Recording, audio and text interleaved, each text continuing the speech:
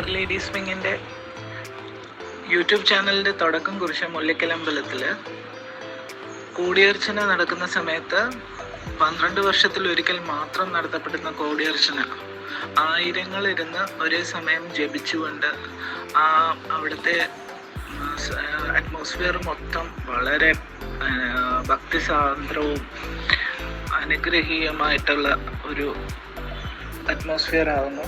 ആ സാഹചര്യത്തിൽ നമ്മുടെ ആലപ്പുഴ റെഡ്ഡിയാർ സമുദായത്തിലെ കുറേ സഹോദരിമാർക്ക് അവിടെ ഇരുന്ന് വിളക്ക് പൂജ നടത്താൻ ഒരു അവസരം ലഭിച്ചു.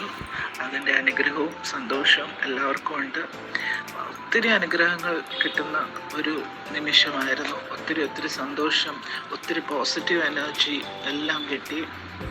അത് നിങ്ങളോടൊപ്പം ഷെയർ ചെയ്യുന്നു.